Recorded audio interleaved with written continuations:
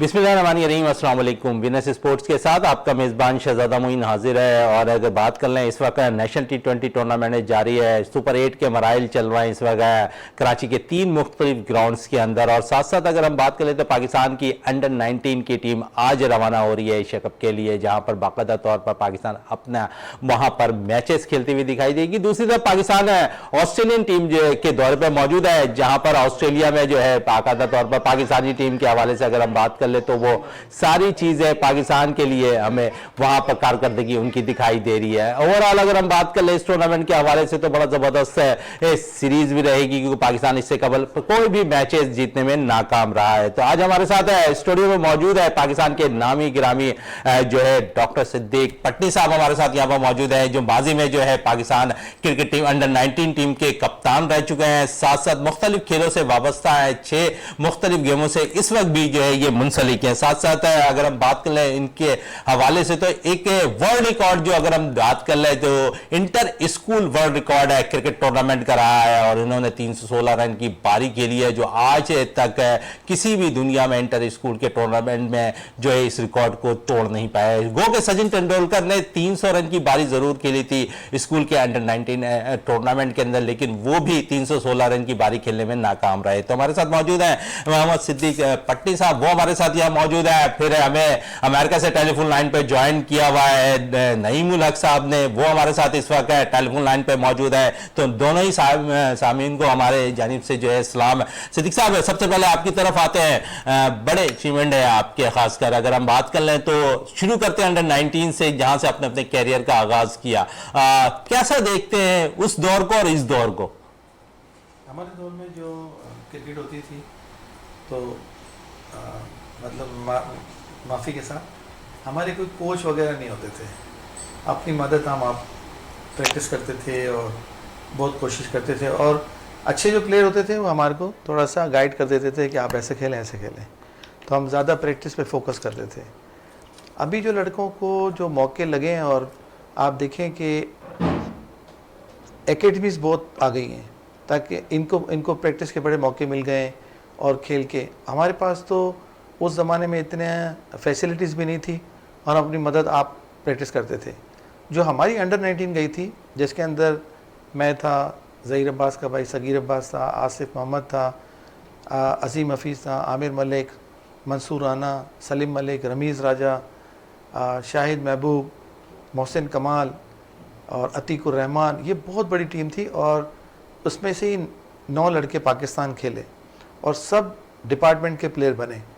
तो उस ज़माने का स्टैंडर्ड, और अभी आप इतनी फैसिलिटीज़ के बाद भी आप देखें ये अंडर 19 इतने टूर्नामेंट खेलती है और लड़कों का पता भी नहीं होता। बिल्कुल, बड़ी ज़बरदस्त बात आपने कही है कि लड़कों का पता नहीं होता है, 19 तक वो पहुंचते हैं, उसके बाद ऐसा लगता है गायब हो जाते हैं। अंडर 19 की टीम आज रवाना हो रही है रात को एशिया कप के लिए, और यहाँ पर साद बेग पाकिस्तान अंडर 19 टीम की क़यादत कर रहे हैं। आप समझते हैं कि जो प्लेयर्स आपने खुद कहा कि गायब हो जाते हैं, तो माजी में भी हमने देखा कि बहुत से प्लेयर अंडर 19 के निकल कर आए लेकिन उन्हें मौका फराम नहीं किया गया। क्या आप समझते हैं ये हमारी बदकिस्मती है? क्योंकि ग्रास रूट लेवल से लड़का मेहनत करता हुआ आता है, आप खुद कह रहे हैं माजी में आपने इतने नाम गिना दिए, सब ने पाकिस्तान की तरफ से नुमाइंदगी की पाकिस्तान की, अब ऐसा क्यों नहीं हो रहा?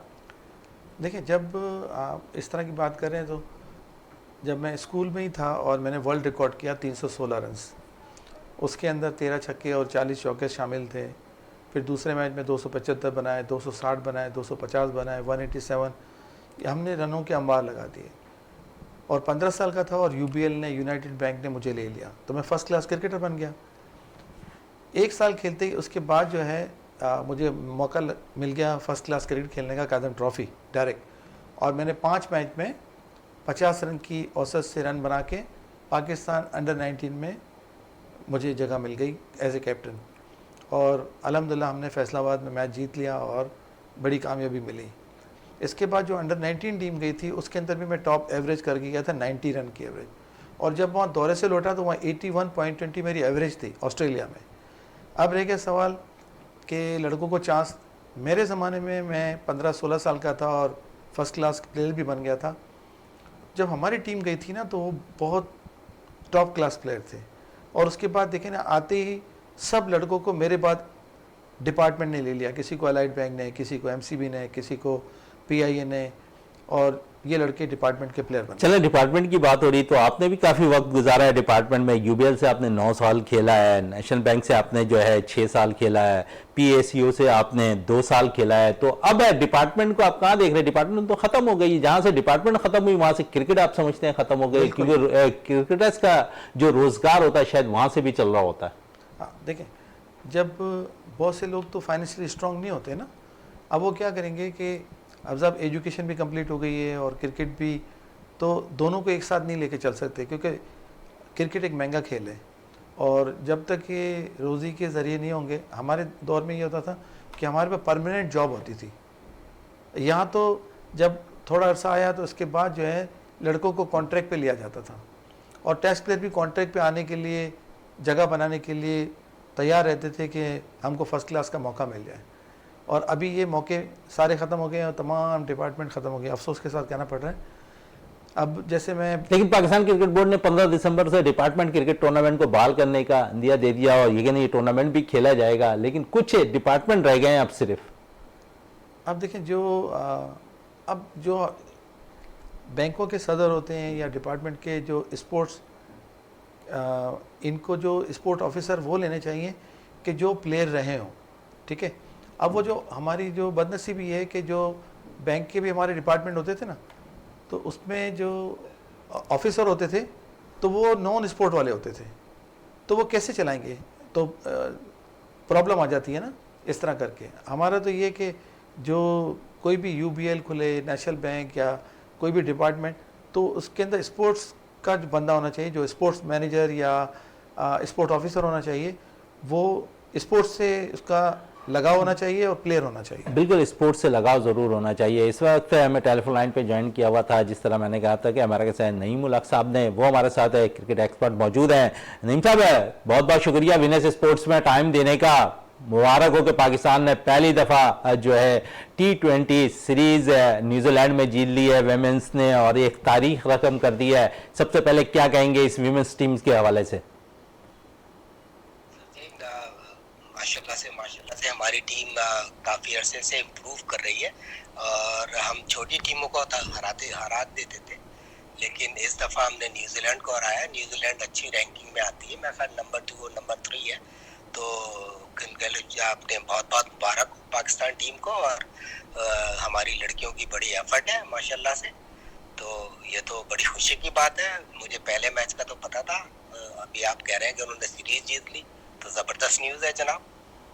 बिल्कुल, 10 रन से आज कामयाबी हासिल की है पाकिस्तान वीमेंस टीम ने न्यूजीलैंड के खिलाफ। और अगर साथ साथ मैं बात कर लूं, जहां पर इस वक्त ऑस्ट्रेलिया में पाकिस्तानी टीम मौजूद है, टेस्ट मैच का आगाज होने वाला है, इस टीम को कैसा देख रहे हैं? बड़े बयानात अब सामने आ रहे हैं, खासकर शान मसूद के, सरफराज अहमद के। आप समझ रहे हैं कि पाकिस्तान इस दफ़ा कोई ऐसा कारनामा अंजाम देता हुआ नजर आ रहा है जो माजी में नहीं दे चुका? क्योंकि अगर हम देखें तो 59 ईयर्स से हम बाकायदा तौर पर ऑस्ट्रेलिया और दीगर ममालिक के दौरे कर रहे हैं। ऑस्ट्रेलिया के अंदर हमने कभी सीरीज नहीं जीती है ये, और आज से 28 साल कबल हमने जो है टेस्ट मैच जीता था वसीम अकरम की क़यादत में, लेकिन उसके बाद शायद हमें फतह नसीब नहीं हुई ऑस्ट्रेलिया में। इस टीम को कैसा देख रहे हैं नौजवान कॉम्बिनेशन के साथ और सीनियर और जूनियर का कॉम्बिनेशन? आपको ऐसा लगता है कि इस दफा जिस तरह विमेंस टीम ने T20 में न्यूजीलैंड को शिकस्त दी है, इसी तरह पाकिस्तान ऑस्ट्रेलिया को मात दे सकता है सीरीज, टेस्ट सीरीज के अंदर? इंशाल्लाह उम्मीद रखनी चाहिए, क्योंकि हमारे यही 20-25 जो लड़के हैं, यही हमारे बेस्ट लड़के हैं। तो हमें हमेशा से हमें इस टीम को सपोर्ट करना चाहिए। असल में हम पहले से हार को कबूल कर लेते हैं कि हम वहाँ कभी जीते नहीं तो हम जीतेंगे नहीं, ऐसा नहीं है। इंशाल्लाह ताला हमारी टीम इतनी बुरी नहीं है। बैटिंग तो हमेशा से हमारी पाकिस्तान की इतनी बुरी नहीं रहती। हम बॉलिंग में वहाँ पे बहुत आई डोंट नो क्या वजह है, हालांकि बड़े बड़े बॉलर भी वहाँ पे हमारे जाते हैं, सारे बॉलर, तेज बॉलर, स्पिनर जाते थे, लेकिन हम कुछ बॉलिंग में वहाँ पे इतनी परफॉर्मेंस नहीं देते थे। अभी टीम का कॉम्बिनेशन बुरा नहीं है। हमारे पास इमाम उल हक है, ओपनर में शान मसूद है, रिजवान, अब्दुल्ला शफीक है, रिजवान है, सरफराज है, सऊद शकील है, सलमान अली आगा है। मेरे ख्याल से अगर देखा जाए तो हमारी टीम इतनी बुरी नहीं है। बैटिंग में भी, बॉलिंग अभी हमने 2-3 नए लड़के सिलेक्ट किए हैं। आमिर जमाल है, कोई शहजाद लड़का है, प्लस शाहिन शाह अफरीदी है, हसन अली है।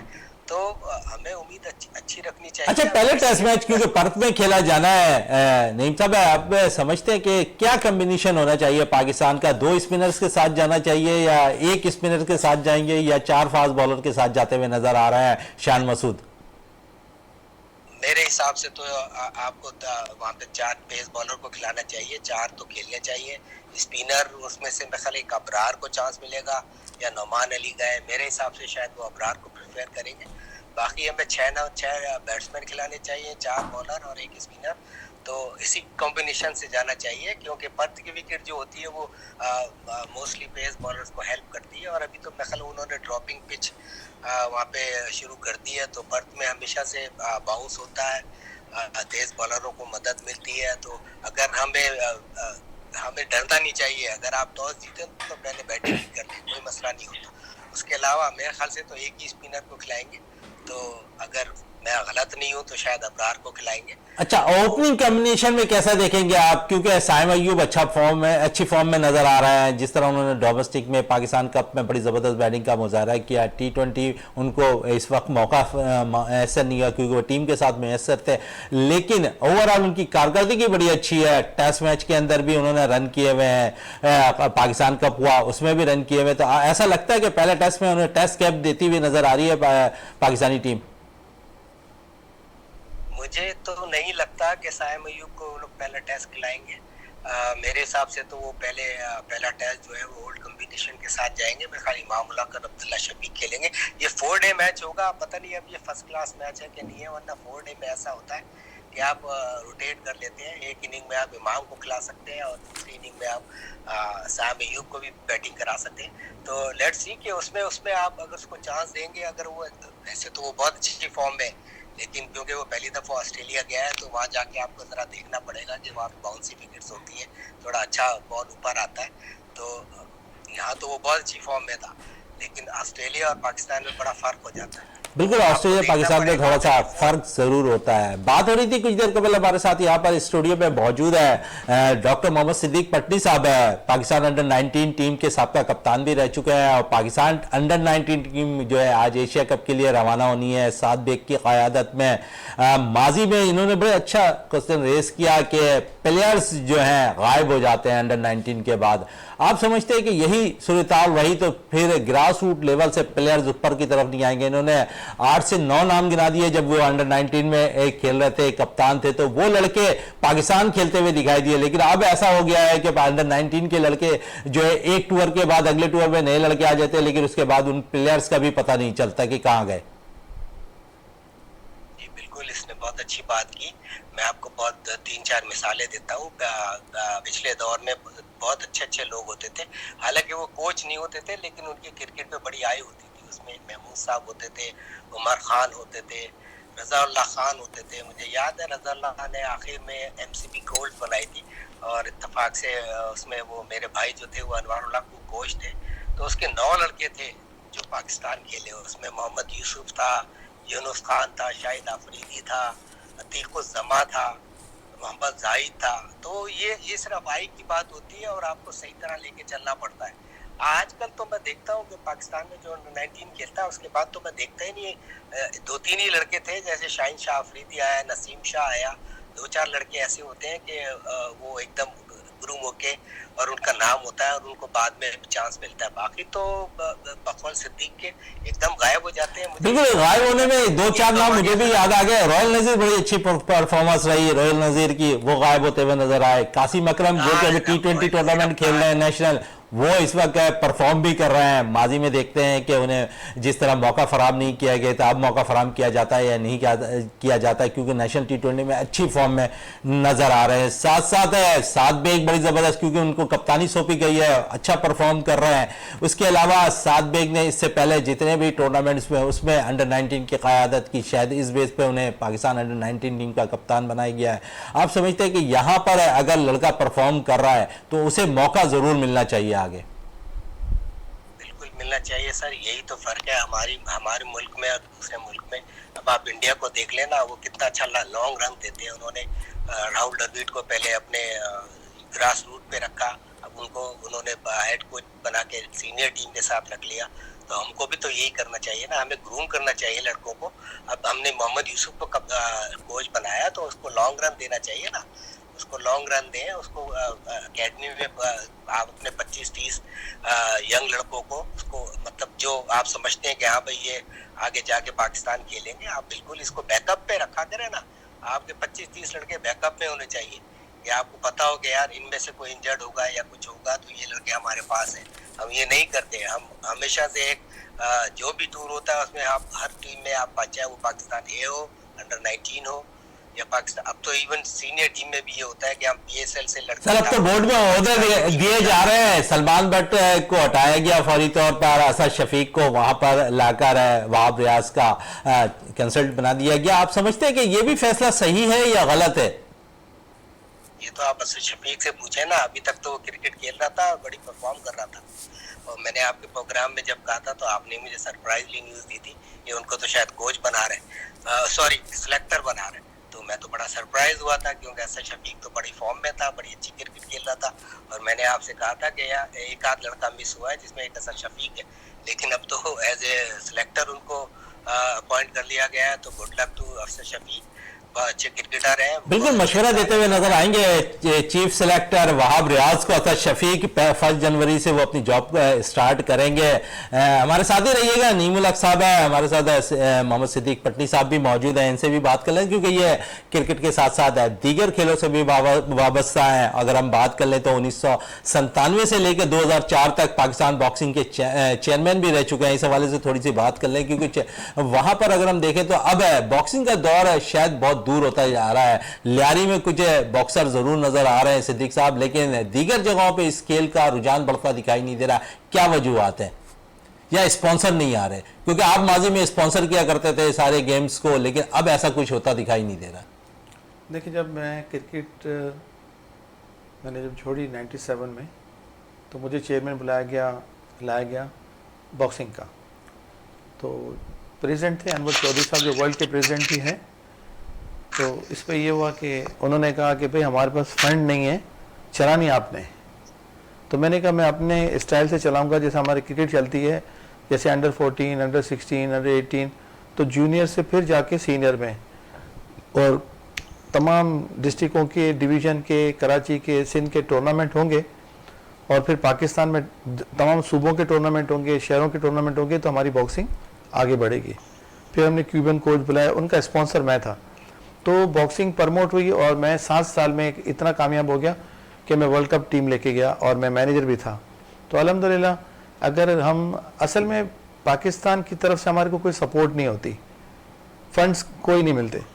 अब पूरी सिर्फ क्रिकेट के अंदर मौजूद है, सिर्फ फंड क्रिकेट में मौजूद है, और अदर गेम्स में भी हैं। तो वो ये समझ लें कि आटे में नमक के बराबर है, तो वो टूर्नामेंट नहीं हो सकते। और मैंने कभी भी फंड नहीं लिया। और ये आपने बॉक्सिंग का सवाल किया, तो 7 साल में बॉक्सिंग में रहा और वर्ल्ड कप तक टीम लेके गया। तो गवर्नमेंट ने आज तक नहीं पूछा कि आपने कितने पैसे लगा और कहाँ आप, जबकि लास्ट हमारा दौरा था रोमानिया, वर्ल्ड कप में टीम गई है, तो हमको अप्रिशिएट भी नहीं किया कि वर्ल्ड कप में टीम गई। फर्स्ट टाइम टीम में ले गया था वर्ल्ड कप के अंदर।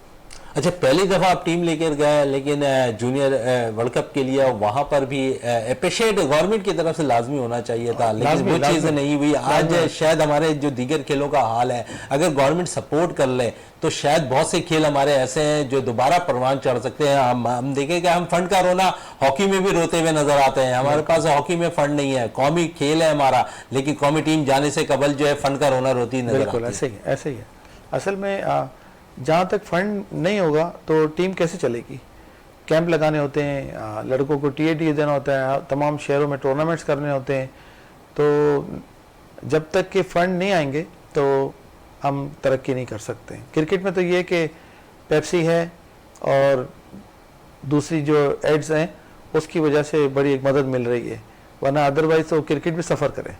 बिल्कुल, क्रिकेट भी सफर करे। नई मुल्क की तरफ वापस आते हैं। नईम साहब, कितना जरूरी होता है किसी भी खेल को परवान चढ़ाने के लिए स्पॉन्सरशिप का? बगैर स्पॉन्सरशिप के तो कोई चीज चल ही नहीं सकती ना। अब क्रिकेट में तो ये कि ICC के पास इतना फंड होता है और इतना उनकी स्पॉन्सरशिप होती है कि वो हमें इतना पैसा दे देते हैं कि हम अगर लोकल हमें स्पॉन्सर ना भी मिले पाकिस्तान में, तो वो इतना फंड होता है और इतनी स्पॉन्सरशिप होती है कि आप देख लेना, आपने कॉन्ट्रैक्ट देख लेना, एक ग्रेड को आप 60 लाख रुपए दे रहे हैं, इसका एक कैटेगरी में कॉन्ट्रैक्ट है पाकिस्तान में। बी कैटेगरी वाले को शायद 45 लाख मिलते हैं। तो अब आप ये देख लें, ये सारे पैसे तो वहाँ से आते हैं। मैं पाकिस्तान में तो मुझे कोई बहुत बड़ा स्पॉन्सर नजर नहीं आता। हमारे पास जो छोटे छोटे स्पॉन्सर होते हैं पाकिस्तान क्रिकेट में कोई इतनी वो नहीं है। वो तो आईसीसी की, थैंक्स टू आईसीसी के, वो इतना बड़ा हमारे पास इतना पैसे आ जाते हैं कि हम पूरी क्रिकेट बड़ी जबरदस्त किस्म के रन कर रहा है। और अफसोस की बात यह है कि हम हॉकी के वर्ल्ड चैंपियन रहे, हमने हॉकी को डोमिनेट किया, लेकिन हमारे पास हॉकी में स्पॉन्सर नहीं मिलते। हमें इतना मतलब अफसोस होता है सुन के और देख के कि जब हॉकी की टीम जा रही होती है तो कभी नदीम उमर साहब उसको स्पॉन्सर कर रहे होते हैं, कभी कोई मतलब लोगों के पास जाके उनको कहना पड़ता है कि हॉकी टीम को स्पॉन्सर करो। तो I mean shame on us कि हम इस तरह कर रहे हैं। इसी तरह स्क्वॉश का देख लें, हम वर्ल्ड चैंपियन होते थे, हमने इतने बड़े बड़े पेट प्रोड्यूस किए हैं। जहांगीर खान पाकिस्तान का सबसे बड़ा नाम, लेकिन हम उसका भी हमने सत्यानाश कर दिया। उसके पास हम उसमें भी हमारे पास स्पॉन्सर नहीं होते। तो ये बड़े अफसोस की बात है। हमें इस पर आवाज़ उठानी चाहिए। क्रिकेट के साथ साथ सारे खेलों पे तवज्जो देनी चाहिए। बॉक्सिंग में भी हमारे पास टैलेंट है, हमारे पास उसमें भी स्पॉन्सर आने चाहिए। तो ये आई मीन जो आप कर सकते हैं, आप आवाज़ ही उठा सकते हैं। बाकी तो ये बड़ा ज़रूरी है कि हमारे पास हर टीम में स्पॉन्सर होने चाहिए, हर खेल के लिए। बिल्कुल, हर फील्ड में और गेम में स्पॉन्सर ज़रूर होना चाहिए। नईमुल हक साहब कह रहे थे। नईमुल हक साहब, मज़ीद अगर हम बात कर लें कौमी टीम के हवाले से, क्रिकेट टीम के हवाले से, क्योंकि हमने सीरीज़ कभी अपने नाम नहीं की है। मिडिल ऑर्डर का थोड़ा सा माजी में थोड़ा सा फुकदान रहा, लेकिन इस वक्त अगर हम देखें तो 4 मिडिल ऑर्डर के लिए बल्लेबाज यहाँ पर मौजूद हैं ऑस्ट्रेलिया के अंदर। आप समझिए सलमान अली आगा भी मौजूद है, सऊद शकील अच्छी फॉर्म में, फिर रिजवान भी अगर खेलेंगे तो वो भी नंबर 6 पोजीशन पर आएंगे और नंबर 5 पोजीशन पर, और उसके साथ साथ सरफराज भी मौजूद होंगे। तो आप समझिए एक थोड़ा सा टाई लग रहा है आपको इन 3-4 बंदों के दरमियान। नहीं, मेरे हिसाब से तो कोई टाई नहीं होनी चाहिए। As a wicket keeper batsman Sarfaraz को खेलना चाहिए। हाँ, नंबर शान रशीद ने तो कह दिया हमारी पहली चॉइस है सरफराज अहमद है। नहीं, मैं वही तो मैं कह रहा हूँ कि as a wicket keeper batsman तो सरफराज होगा। लेकिन हाँ, यहाँ पे नंबर 6 पे जो सलमान अली आगा है और रिजवान, क्योंकि सलमान अली आगा की बड़ी परफॉर्मेंस है, वो बड़ी परफॉर्म करके गया। लेकिन रिजवान को आप एज ए बैट्समैन खिला सकते हैं। रिजवान बहुत ज़बरदस्त किस्म का फील्डर है।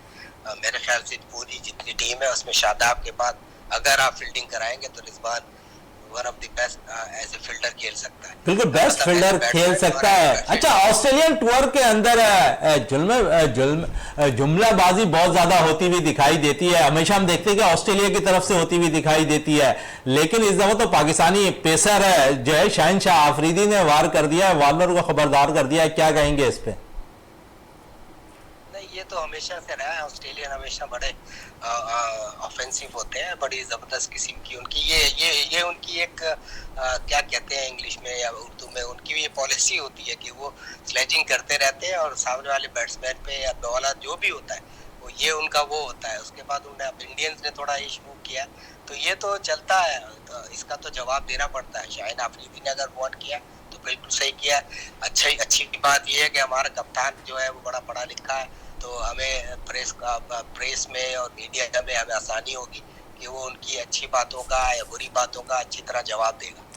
बिल्कुल, अच्छी और बुरी बातों का जवाब दे। बड़ा अहम रोल होता है ऑस्ट्रेलिया के अंदर है जुमलेबाजी करना, और जिस किस्म के हमेशा हमने देखा कि ऑस्ट्रेलियन क्रिकेटर्स करते हैं, लेकिन इस दफा पाकिस्तान की तरफ से ऐसा होता हुआ दिखाई दिया है। यानी कि पाकिस्तानी क्रिकेट टीम ने प्रेशर में शुरू से रखा हुआ है ऑस्ट्रेलियन टीम को और ऑस्ट्रेलियन बल्लेबाज और बॉलर्स को। वार्नर के खिलाफ खबरदार कर दिया है शहनशाह आफरीदी ने, तो यकीनन विकेटें भी उड़ाने के माहिर है शहनशाह आफरीदी। नईमुल हक साहब, आपका बहुत बहुत शुक्रिया विनर्स स्पोर्ट्स में टाइम देने का।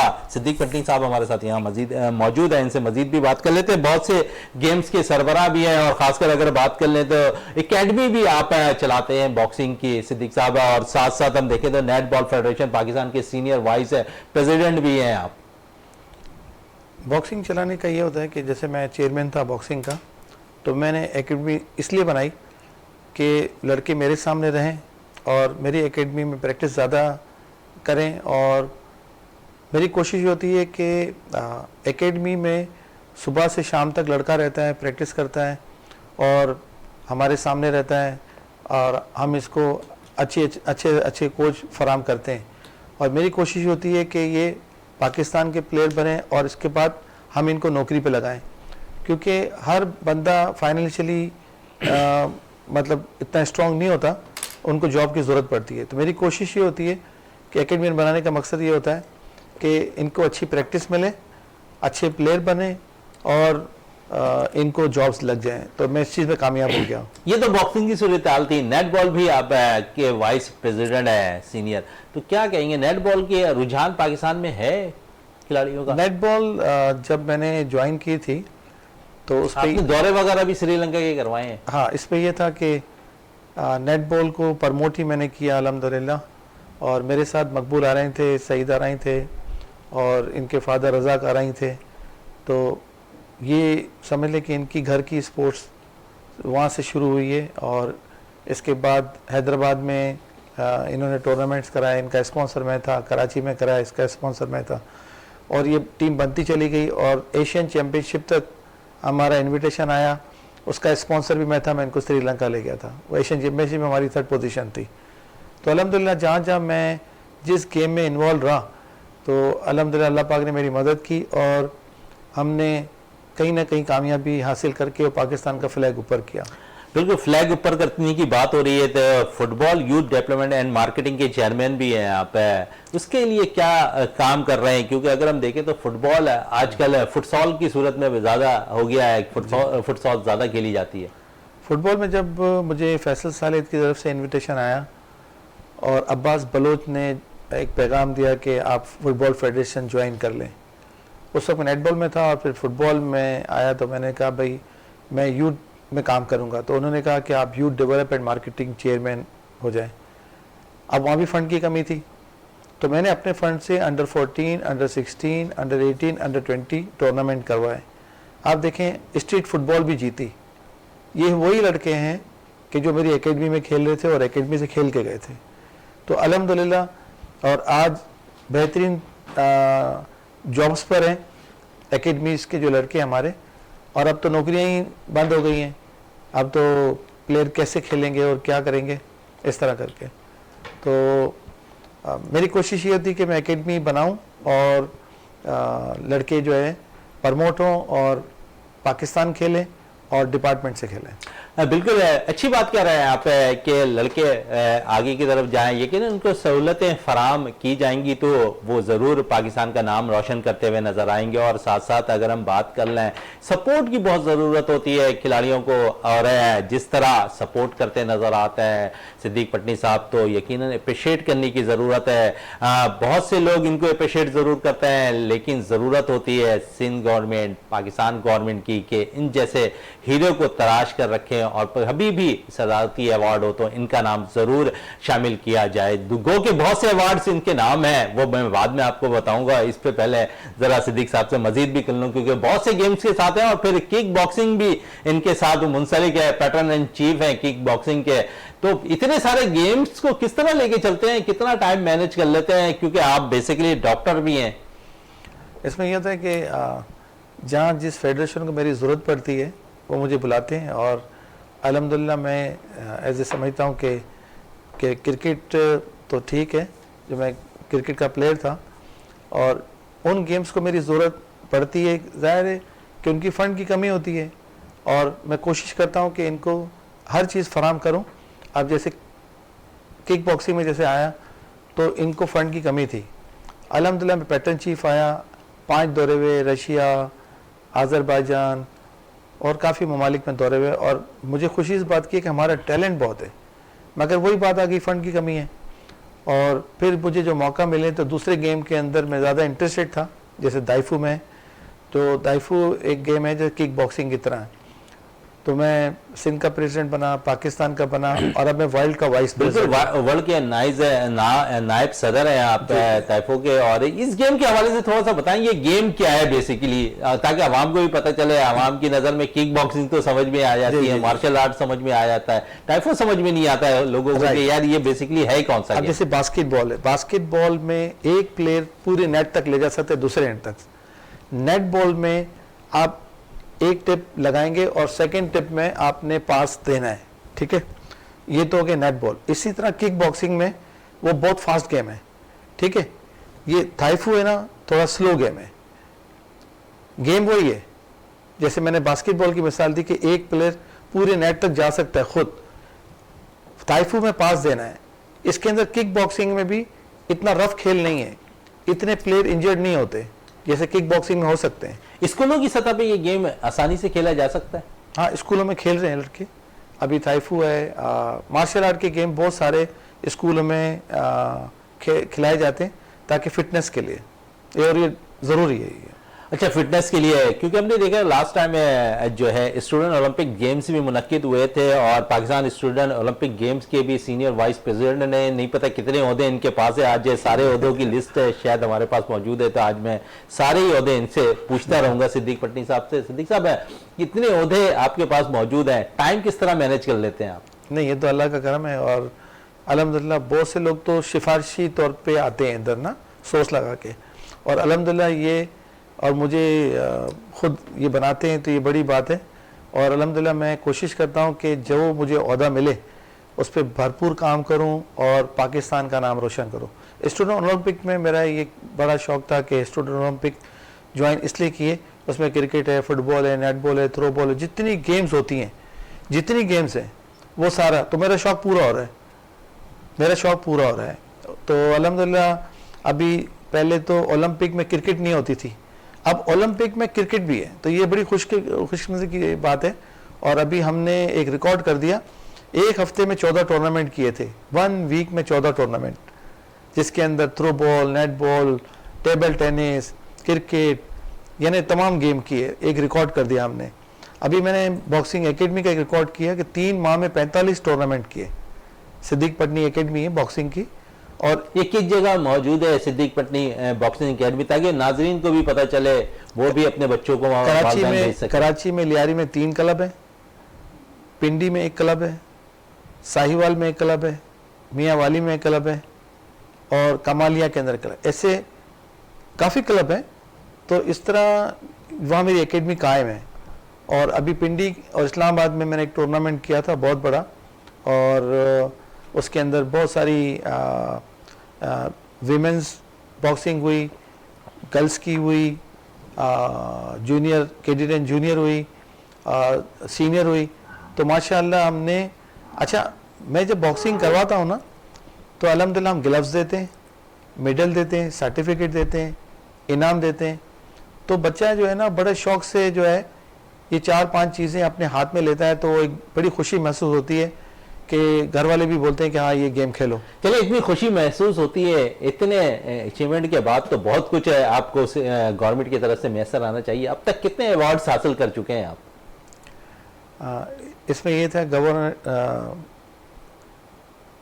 डॉक्टर इमरान इस्माइल साहब ने मुझे लाइफ अचीवमेंट अवार्ड दिया 2022 में।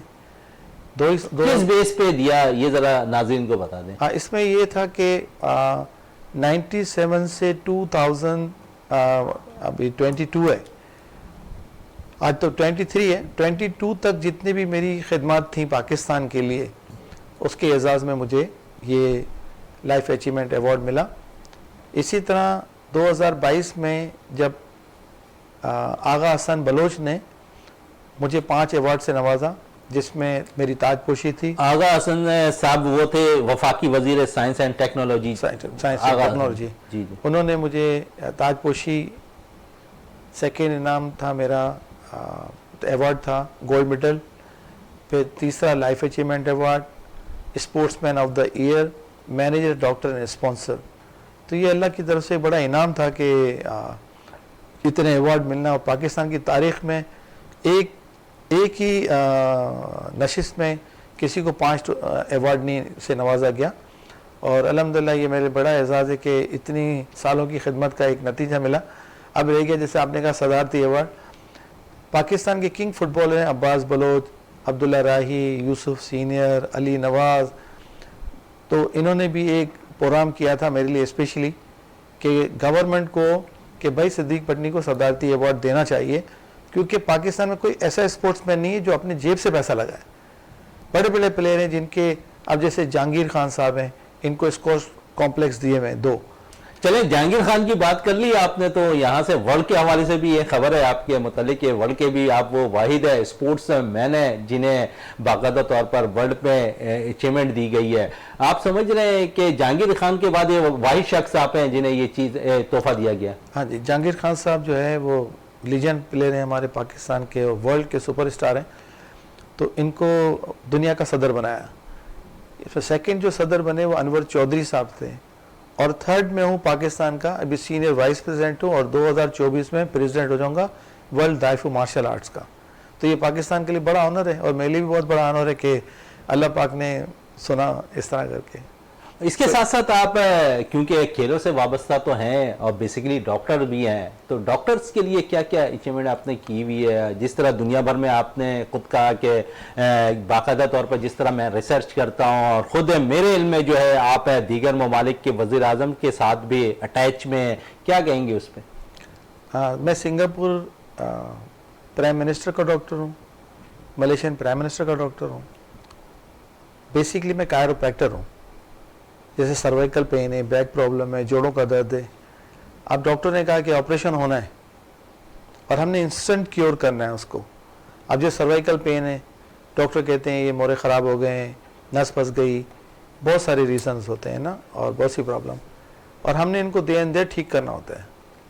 और मेरा स्टेशन सिंगापुर है, मलेशिया है, फिर आगे जो है हॉलैंड है, जर्मनी है, बेल्जियम है, लग्जमबर्ग है, साल्जबर्ग है, फिर दुबई है, सऊदी अरब है। इस तरह मेरे 4-4, 5-5 दिन के विज़िट होते हैं। और अल्हम्दुलिल्लाह मैं होम्योपैथिक डॉक्टर भी हूँ, कायरोप्रैक्टर भी डॉक्टर हूँ, इलेक्ट्रो होम्योपैथिक डॉक्टर हूँ, हर्बल मेडिसिन डॉक्टर हूँ। तो अल्हम्दुलिल्लाह मुझे बड़ा अच्छा मिल जाता है प्रैक्टिस का कि मरीज़ को कैसे सेहतियाब और जल्द से जल्द। कायरोप्रैक्टर में ये होता है कि आपको ऑपरेशन कराने की ज़रूरत नहीं पड़ती, तो जहाँ मेरी ज़रूरत पड़ती है तो मैं वहाँ जाता हूँ। जैसे हॉलैंड है, 4 दिन हॉलैंड रहे, मरीज़ों को देखा, स्पेन गए, फ्रांस गए, सऊदी अरब गए, तो मेरी अच्छी प्रैक्टिस हो जाती है और लोगों को फ़ायदा हो जाता है। अच्छा, लोगों को फ़ायदा हो जाता है। पाकिस्तान क्रिकेट बोर्ड में बड़े ओहदे बांटे जा रहे हैं। सिद्दीक पटनी साहब, अगर आपको कभी ओहदे की ऑफ़र हो तो क्या करेंगे? ओहदा कबूल करेंगे? ऐसा हुआ है कि 2-3 टाइम कहा गया कि आप सिलेक्टर्स के अंदर आ जाएं जूनियर में। मैंने कहा देखें, इतने गेम का मैं सरबराह हूँ, तो आप मुझे चीफ सिलेक्टर बनाएं तो चलो ये बात समझ में आती है कि, और ज़ाहिर सी बात जितनी अच्छी स्टैंडर्ड की मैंने क्रिकेट खेली है, और जो अब नए प्लेयर आए हैं उनको तो एक सीज़न में ही मौका मिल जाता है टेस्ट प्लेयर बनने का। अब देखें ना, इंटर स्कूल मेरा 316 रन का रिकॉर्ड और 1033 रन का रिकॉर्ड, कॉलेज के अंदर क्रिकेट में डबल सेंचुरीज, फिर इसके बाद आप डोमेस्टिक क्रिकेट में ले लें सेंचुरियाँ, इसके बाद इंटरनेशनल क्रिकेट, तो इतना हमने खेलने के बाद जो है ये हासिल किया है सारा। पाकिस्तान क्यों नहीं खेल पाए? क्या वजह थी? पसंद नापसंद का सिलसिला उस वक्त भी शुरू हो गया था? हाँ, ये तो हमेशा रहा है। इसके अंदर जब मैं पाकिस्तान अंडर 19 का दौरा करके आया तो श्रीलंकन टीम नई आई थी, ये 80s की बात बता रहा हूँ, और उस वक्त सादिक मोहम्मद, मुदस्सर नज़र, मोहसिन खान, अच्छा शुएब मोहम्मद और बहुत सारे ओपनर उधर मौजूद थे, और सभी एक ही टाइप के प्लेयर थे। जैसे आप देखा जाए तो रिजवान उज़्ज़मा, शुएब मोहम्मद PI के ओपनर थे, मैं जो, और मुदस्सर, सादिक मोहम्मद, ये मंसूर अख्तर, ये UBL के ओपनर थे, और अनवारुल हक और कासिम उमर MCB के थे। तो हर डिपार्टमेंट में बड़े नाम थे और बड़े प्लेयर थे। बिल्कुल, अनवारुल हक का आपने नाम लिया तो नईमुल हक साहब हमारे साथ मौजूद थे।